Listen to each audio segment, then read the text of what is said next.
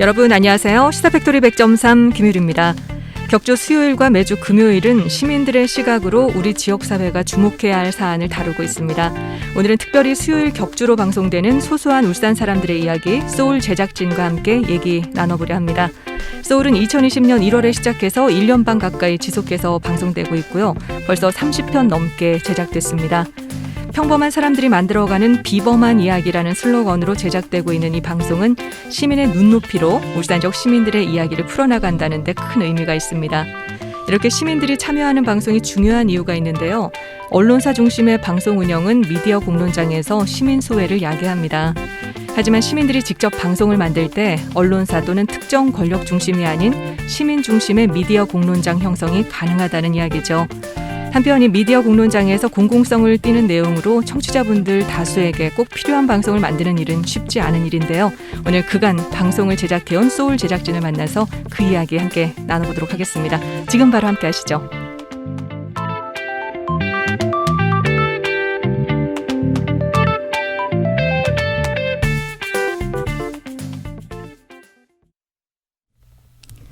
네, 소울 제작진 두 분 스튜디오로 모셨습니다. 어서 오세요. 네, 안녕하세요. 네, 각자 본인 소개 부탁드립니다. 네, 여러분의 인생에 쨍하고 환한 해가 뜨길 매일 두 손 모아 기원하는 소울 멤버 양현희 짱입니다. 네, 환영합니다.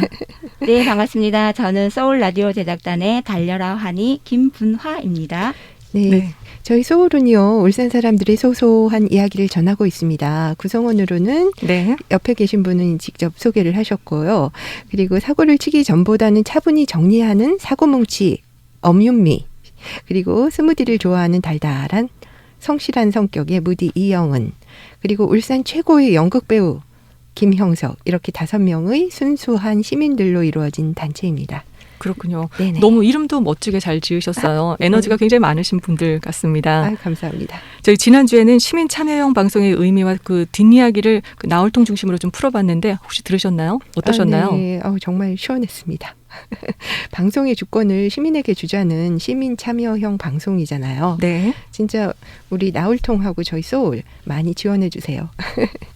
네, 우리 김분하님은요? 네네, 저도 그 방송을 들으면서 사이다처럼 정말 시원했던 것 같은데요. 일반 시민으로서 지금까지 라디오 제작 활동을 하면서 방송에 대한 약간의 부담감이 있긴 했지만 그동안 이 일을 하면서 재미있고 아주 즐겁게 활동을 하고 있었는데요. 네. 하지만 시민 참여형 방송에 대한 내용을 듣고 갑자기 부담감이 확 다가왔거든요. 네. 어떻게 보면 저희들이 시민을 대표할 수도 있는데 그쵸. 지금 네. 잘하고 있는 건지 어떤 건지 다시 한번 되돌아보는 계기가 되었던 것 같고요. 앞으로 시민사회에 대한 더 많은 관심과 제작에 대한 질적 향상에 더 많은 노력을 해야 되겠다라는 생각을 하게 되었습니다. 네, 그리고 시민 참여형 방송이 얼마나 중요한지 다시 네. 한번 생각하는 계기가 됐던 것 같아요. 그래서 통제를 받지 않고 솔직하게 소신껏 이야기할 수 있는 그런 것들이 옛날에 아테네 그 민주주의를 보면 고대 그리스에서 네. 하고 싶어하는 사람들이 나서면 투표로 시민들이 대표를 뽑아주고, 그리고 그 사람들이 국정을 운영하는 그런 충분한 그런 기량을 발휘하는 그런 모습을 보였었거든요. 그래서 네. 시민들은 정말 똑똑하다.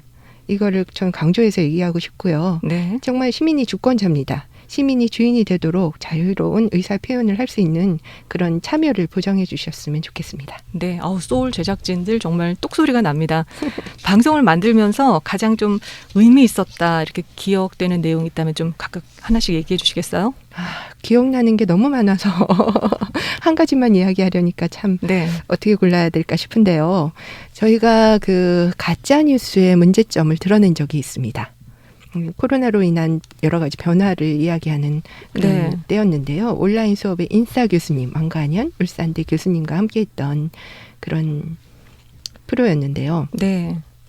바뀐 강의실 풍경이라든지 온라인 수업의 장단점들을 짚어보고, 그리고 국내외 유명 대학교의 온라인 학습 등을 소개하면서 코로나로 인해 잘못된 뉴스를 들었던 것, 요거를 그때 적었었거든요. 네. 보도를 했었거든요. 근데 코로나로 인해 물이 맑아진 베네치아 운하에 60년 만에 돌고래가 헤엄치고 백조가 돌아왔다는 트윗 사진이 100만 번이 넘게 공유되면서 미국의 ABC 뉴스, 우리나라 동아일보, 중앙일보, YTN, SBS에도 그대로 보도가 되었는데 네.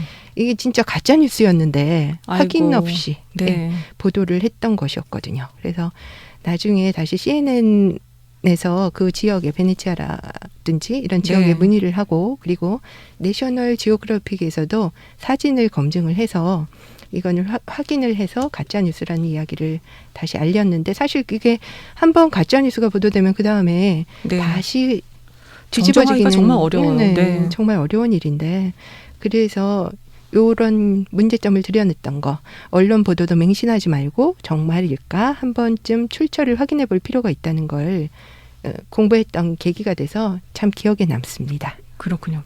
김분아님은요? 아, 네. 저는 소울의 첫 번째 작품인 것 같습니다. 저희들이 첫 공중파 방송이 네. 평등을 일상으로 울산 여성의 전화였거든요. 아, 네, 네. 첫 공중파 방송이라 더 어렵고 두려운 마음도 있었던 것 같은데요. 그리고 우리가 하는 방송을 과연 누가 들어줄까라는 그런 생각도 가지고 첫 그 작품을 했었는데 네. 신기했던 것은 어떤 시민분이 차를 타고 가는데 울산 여성의 전화에 대한 소개가 나왔대요. 네. 그리고 그 며칠 후에 시민분이 직접 울산 여성의 전화 사무실에 찾아갔다고 합니다. 아, 이곳이 도대체 무슨 일을 하는 곳인가라고 네. 궁금했었다고 해요. 그래서 저희가 전파를 했던 그런 내용들이 저희들에게 다시 돌아왔을 때 시민과 시민을 연결했던 것 같아서 아주 뿌듯했습니다. 그러네요. 듣는 저도 굉장히 뿌듯하네요. 의미가 있어요. 그러면 가장 재밌게 좀 작업을 했던 거 기억나시는 거 있나요? 네, 진짜 기억에 새록새록한데요. 네. 여러분들도 참 좋아하는 캐릭터가 있죠. 울산에.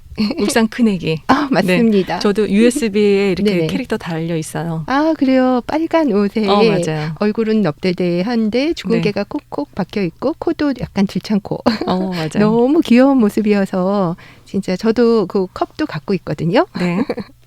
이 울산 큰애기의 모델이 근데 실존 인물이라고. 진짜요? 네. 처음에는 이게 그림으로만 나왔었잖아요. 네. 그랬는데 이게 가까운 곳에 있는 극단, 이름도 얘기해도 되나?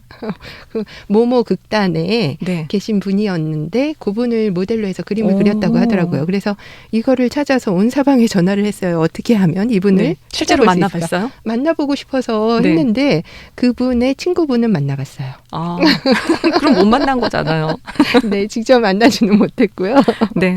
네, 그랬던 기억이 나고 그리고 만나보고 싶다. 네. 그죠? 그리고 이 찾아보는 중에서 또 재미있었던 것은 이 울산 큰애기라는 게 처음 노래로 나왔었잖아요. 그쵸. 김상희 씨가 노래한. 네. 그랬는데 이게 저는 당연히 울산 언어로 알고 있었고 다른 사람들도 그랬는데 또 들어보니까 그게 아니란 얘기가 어디 이렇게 아는 분이 얘기를 하더라고요. 그래서 그게 진짜일까 찾아봤는데 구청에 계신 학예사님을 만나서 얘기를 들어보니 아, 그거는 아직 연구된 바가 없다. 연구비가 부족해서 연구된 바가 없다. 이 얘기를 하시더라고요. 그래서 네. 어느 지역에서 나왔는지 연구 검증이 필요하다는 얘기를 들어서 그것도 또 재미있었어요. 문헌을 찾아야 네. 되니까 큰애기가 어디서 도대체 나온 건가. 네, 그쵸? 문헌도 그렇고 아주 옛날부터 어떤 옛 시대, 그러니까 네. 우리의 어머니의 어머니 오. 세대부터 네. 그 조사가 이루어져야 된다고 사용하던 언어에 대한 것을 그렇구나. 얘기를 하더라고요. 쉽지 않은 일이네요. 네. 네. 그러면 우리 환희님. 네. 저는 가장 재밌게 작업했던 것은 강동동 주민자치위원회 그 부분이었는데요. 네.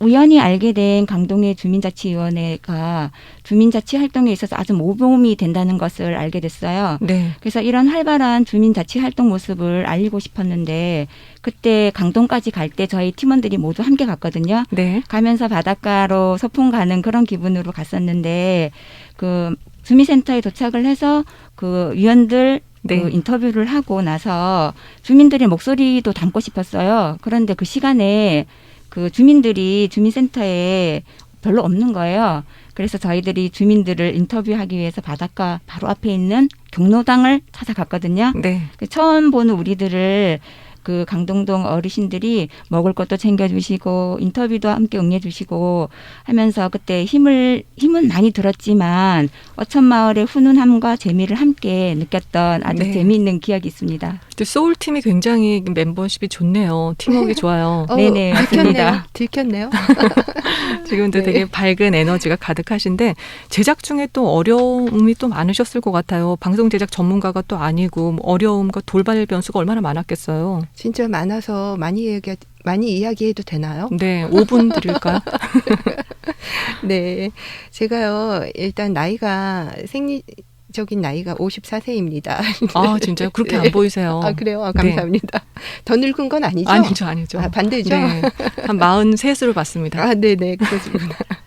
제가 88 올림픽을 아주 환호하며 봤고요. 제 네. 친구들이 거기서 자원봉사를 하는 이야기를 열심히 아이고, 들었었거든요. 네, 그랬는데 어느덧 몇 번의 올림픽이 다 이렇게 지나가고 네, 네, 이제 제가 또 여기에 이렇게 들어와서 일하게 될 줄은 몰랐는데요. 네. 이렇게 진짜 꿈을 이룬 거죠. 그런데 이 방송을 그냥 말만 하면 되는 게 아니라 대본을 작성을 해야 되더라고요. 네. 그런데 그거를 구성안 작성하고 하려면 컴퓨터로 줄하고 칸하고 다 맞춰서 요 사이에다 적어야 되는데 네. 쓰기만 하면 줄이 슉 넘어가는 거예요. 네. 그리고 슉 글이 없어지는 거예요. 글이 어디로 갔대요? 그러니까 그래서 그거를 찾아 헤매느라고 밤을 샌 적이 많았고요. 지금은 네. 이제 좀 익숙해져서 우와. 잘 하고 있습니다. 대단한 도전이었네요, 사실은. 네. 그리고 이 생리적인 거 말고 천재지변. 네. 네. 어느 날 녹음을 했는데 녹음이 잘 안 됐다고 뭔가 방송 사고가 날 것 같다는 얘기가 들리더라고요. 그래서 급히 네. 따로 새로 인터뷰를 하고 새로 인터뷰를 하고 녹음을 해야 됐어요. 그래서 막 비가 쏟아지는데 통도사에서 네. 차 안에 들어가서 같이 그때 가족들이 여행하고 있었는데 가족들은 전부 빗속으로 내몰고 혼자 거기서 녹음을 한 인터뷰를 한 기억이 있습니다. 아이고, 가족들의 또 이해가 바탕이 돼야 되네요. 아, 그러니까요. 하다 네. 보면 진짜 감사하죠. 네네. 가족들이 지원을 해주나요? 응원해주고? 가족들이 네. 네, 저희 아이들이 열심히 응원을 해주고 있습니다. 너무 좋은 아이들이에요. 최고예요. 최고 네. 감사합니다. 또 어려우셨던 거. 너무 많아서 분하세요. 네. 저도 제작 중에 어려움이 참 많았는데요. 저희가 이 방송을 전문적으로 배운 사람들이 아니잖아요. 네. 그래서 기획하고 내용 구성하는 부분에서 많이 어려움이 많았고요. 그쵸, 아무래도. 네네. 네. 그 중에서도 제일 어려웠던 것은 인터뷰할 시민분들 섭외하는 거였거든요. 아, 그렇구나. 네. 특히 명함을 보여달라고 하시는 네. 시민분들이 많았어요. 그거 어디서 나왔어요? 이렇게 당연히 묻겠네요. 네. 그래서 저희가 딱히 명함이 없습니다. 네. 일반 시민이다 보니까 CBS 소속도 아니고 그렇다고 울산 시청자 미디어 센터 소속도 아니다 보니까 믿지 못하는 분들도 많이 계셨어요. 그런 부분이 좀 많이 안타까웠습니다. 네, 이런 부분들은 어떻게 해결을 해야 할지 또 깊이 고민을 좀 해봐야겠어요. 네네. 근데 또 그 과정에서 1년 반 사이에 제작 능력이 좀 향상되셨나요? 지금 이렇게 방송을 하다 보니까 거의 프로세요. 말씀을 어떻게 잘하시고. 아, 네. 그렇군요. 저희도 몰랐는데 저희 프로군요. 네, 프로십니다. 1년 반 하셨는데요. 아, 네. 네. 자꾸 하다 보니까 그리고 보고 듣고 하다 보니 조금씩 능력이 향상되는 것 같긴 해요. 그래서 마이크도 처음에는 조절을 못해서 가까이 됐다, 멀리 했다, 뭐 어떻게 해야지 네. 소리가 제대로 들리고 있는가. 지금 막 마이크에 이러는데. 목소리 쏙쏙 들어가고 있잖아요. 아, 쏙쏙 들어가나요? 네. 이제는 의자에 탁 앉으면 거리가 자동으로 15cm 이야, 딱. 전문가네요. 네. 맞춰집니다. 예. 네네. 저는 첫째는 그 소울팀의 편집을 전담하고 있는 무디 이영은 님이 편집 실력 향상이라고 생각하거든요. 지금 나오진 않으셨지만 무디 네. 이영은 님이 이거 다 편집을 하시는군요. 네네. 처음에는 이제 편집을 잘 못해서 시간을 진짜 밤새워서 편집 어렵죠. 네네. 했던 부분도 네. 많은데 그리고 저희가 지금 다루는 툴이 프로툴이거든요. 네. 프로툴이 그 일반 윈도우에서 사용하는 프로그램이 아니고 네. 그 좀 어려운 애플 컴퓨터에서 사용하는 거라서 그렇죠. 네, 이 다루기 어려운 애플 컴퓨터까지 지금 전문적으로 다루게 되었습니다. 이제 네. 저희 팀원들이 말만 하면 이제는 척척 모든 것을 우와. 편집을 완성해 줍니다. 멋져요. 네네. 그리고 또 진행하는 부분이라고 볼 수가 있는데 처음에는 저희들이 그 대본에 적힌 이 내용들만 읽기도 바빴거든요. 네. 근데 지금 진행하는 것을 보면 대본이 없는 말 뭐 이런 자연스럽게 애드립까지 네. 이어서 하고 있더라고요. 여유가 넘치세요. 이러다 갑자기 무너질까 봐 걱정되네요. 근데 아무래도 사실 비전문 방송인이기 때문에 이 미디어 리터러시 교육과 또 방송 내용을 뭐 기획한다든지 구성을 한다든지에 대해서 멘토링이 굉장히 중요할 것 같거든요. 어떻게 생각하세요? 또 관련 경험을 중심으로 좀 이야기를 해주시면 좋을 것 같아요. 멘토링 진짜 중요한 것 같아요. 그래서 처음에 받았던 거 한 번만으로 되지 않고 계속 재교육이 필요하다는 생각이 듭니다. 네. 네네. 저도 전문가 멘토링에 대한 부분은 굉장히 중요하다고 생각되는데요.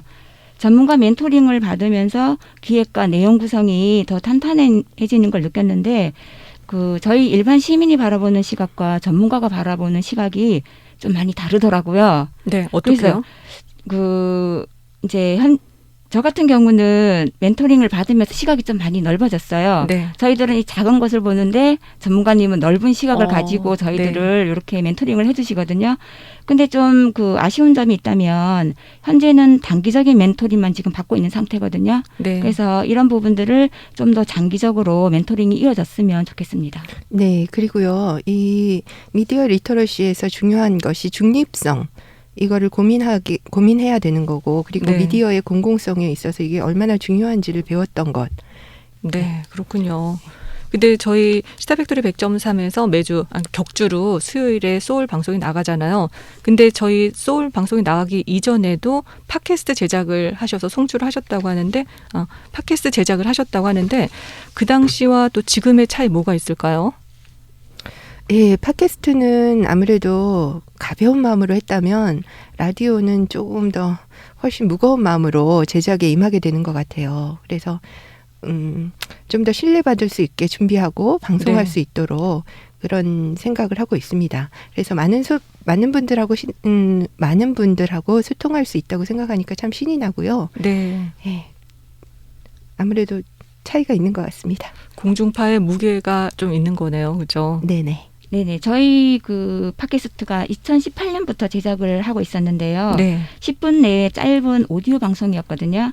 주로 울산의 동네 소개나 맛집, 음식 같은 것을 소개하고 있었는데 지금 CBS 방송에서는 이 시간이 2배로 지금 늘어져 있는 길어진 상태이고 네. 그리고 내용도 다양한 내용을 담으려고 지금 많은 노력을 하고 있거든요. 네. 네, 그런 차이점이 지금 있는 것 같습니다. 그렇군요. 그러면 앞서서 방송국 중심의 미디어 공론장 형성으로 좀 아쉬웠던 부분은 없으셨는지, 시민 중심 미디어 공론장이 좀 필요하다고 생각을 하신다면 그 이유는 뭔지 좀 말씀해 주시겠어요? 네, 조금 전에도 이야기했던 부분이기도 겹치기도 하는 것 같은데요. 그러니까 이런 일이 있었어요. 석유공사에서 요즘 해상에 풍력발전소를 세우려고 하고 그게 뉴스에 나오는 걸 봤는데, 이 탐사선이 다닐 때 어선주들이 일부러 피해를 만들어서 보상을 요구하고 고소하고 이래서 법정까지 간 경우가 있었거든요. 그랬는데 나중에 이게 위성 사진, 레이더 기록 이런 데이터들을 바탕으로 해서 법원에서 결과가 기업이 승리하는 경우가 돼버렸어요. 근데 네. 그 전에 계속 어선주들의 그런 어려움들만 계속 보도를 하였고 그렇게 네. 알고 있었는데 실은 그게 아니었던 거죠. 그래서 그렇구나. 긴 네. 시간 동안 이 일을 진행하지 못하고 지체되면서 혈세가 낭비하는 이런 경우가 있었거든요. 그래서 미디어에서 방송국 중심의 미디어 공론장을 조금 잘못 형성시켰던 것이 아닌가 하는 그런 아쉬웠던 생각이 네, 들고요. 반성을 좀 네. 해야 되네요. 네, 반성하십시오. 네, 저는 울산의 공중파의 울산 시민 참여 방송이 우리 네. 소울하고 포함해서 2개뿐이라는 이야기를 듣고 굉장히 네. 많이 놀랐거든요. 저희 CBS 나울통과 소울 네네. 2개죠? 네네. 굉장히 많이 놀랐는데 이처럼 울산 일반 시민들이 자신의 목소리를 그대로 낼 수 있고 다양한 의견을 제시하여서 건강한 토론을 할 수 있는 더 많은 채널이 필요하다고 생각을 하게 되었습니다. 네, 두 분을 보니까 정말 꼭 필요한 것 같습니다. 지금 다음 방송으로 준비하고 계신 거 있으세요? 네, 동광학교라고 혹시 아시나요? 몰라요. 울산에서 제일 오래된 야학입니다. 진짜 50년이 되었거든요. 네. 그런데 지금 간판이 청테이프로 붙여 있고 아이고. 내려졌어요. 네. 아예. 그러니까 학교에 그리고 교사도 진짜 조그매져서 교사 부지도 또 이제 없어지고 네. 학교로 등록이 되어 있었던 것이 지금 말소가 돼버리고 교육청에서 그 지원도 받을 수 없는 상황이 되었거든요. 네. 그래서 이 무너져 내린 50년 야학의 붕괴와 재건의 노력에 대한 걸 다음 방송으로 준비하고 있습니다. 이 무너진 학교 터에서 배우려는 학생들이요, 얼마나 감사해야 하는지 몰라요. 그 학교 터에서 진짜 열악한 상황에서 공부하면서도 네. 너무너무 감사해야 하고, 그렇겠네요. 네. 공부에 대한 열정으로 눈이 그 반짝이는 그 모습을 보여드리고 싶습니다. 그래요. 네네. 저희 그 다음 방송은 녹음을 이미 이제 끝낸 상태인데요. 네. 코로나로 지친 시민들을 위해서 운동하고 재미를 모두 잡을 수 있는 내용으로 준비를 하였습니다. 여름도 다가오고 있고 하여 태화강에서 남녀노소 누구나 즐길 수 있는 수상 레저 스포츠인 SUP 서비라고 하는데 혹시 들어보셨나요? 처음 들어봤어요. 네네. 많이 기대해 주십시오. 쏘 대단한데요. 정말 기대하겠습니다. 마지막으로 한 말씀씩만 간단하게 부탁드릴게요. 너무나 감사하다는 말씀을 드리고 싶어요. 사실 제가 조금 잘난 척을 했지만 정말 자신 없을 때가 오히려 많아요. 그래서 더 잘난 척을 조금 하지 않았나 싶기도 한데요. 많은 분들이 그래도 응원하고 지지해주고 잘한다 이렇게 얘기를 해주셔서 사실 그렇지 않다는 걸 알지만 너무나 아닙니다. 잘하고 감사합니다. 계십니다. 네.